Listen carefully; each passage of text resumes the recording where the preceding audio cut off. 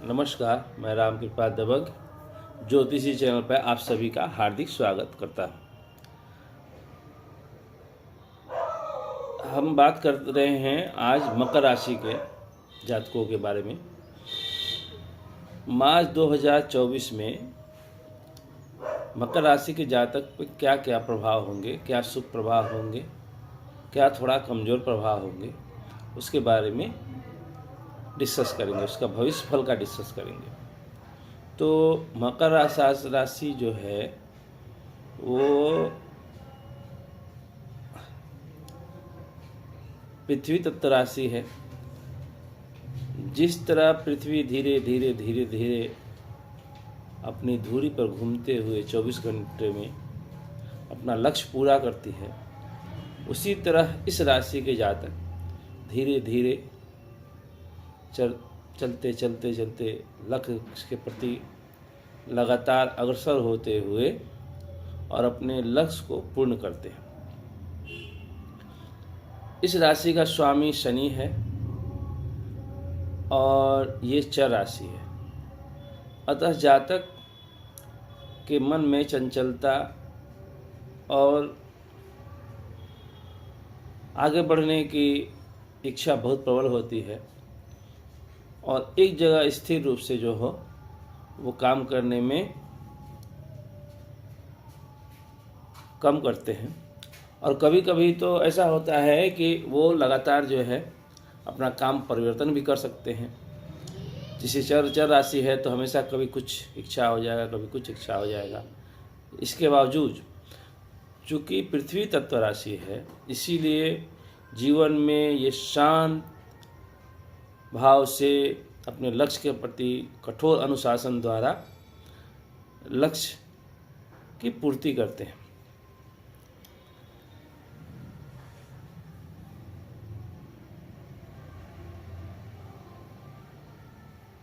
शनि चूँकि नौकरी का कारक है, सेवक हैं, इसीलिए इस जातक के, इस राशि के जातक जो होते हैं उनका स्वभाव सेवक समान होता है, नौकरी करने पर इच्छुक होते हैं और दुनिया का जितना सेवा सेक्टर है, सर्विस सेक्टर, उसमें ये सफलता मिलता है।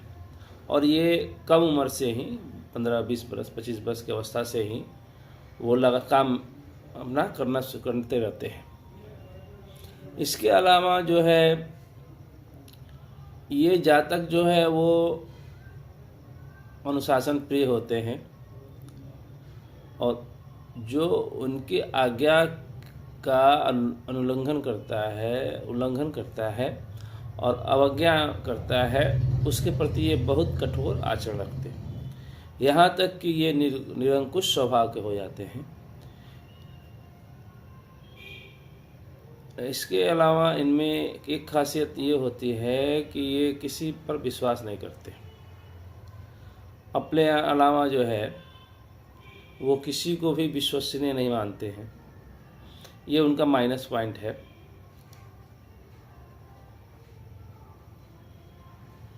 और जो हमारा आकाश मंडल है उसका 10वीं राशि है, यानी जेनिथ है, आकाश है। हमारा जन्म कुंडली का 10वां भाव काल पुरुष का है। इसीलिए इस राशि का जातक हमेशा कुछ न कुछ कार्य 24 घंटा करते रहते हैं। ये तो हो गई इस जातक की खासियत हो गई, उनकी कुछ गुण हो गई और अवगुण हो गई। अब जो है इस माह में यानी मार्च 2024 में इस माह के जातक क्या क्या असर हो सकता है। तो राशि में मंगल बैठे हुए हैं और शुक्र बैठे हुए हैं।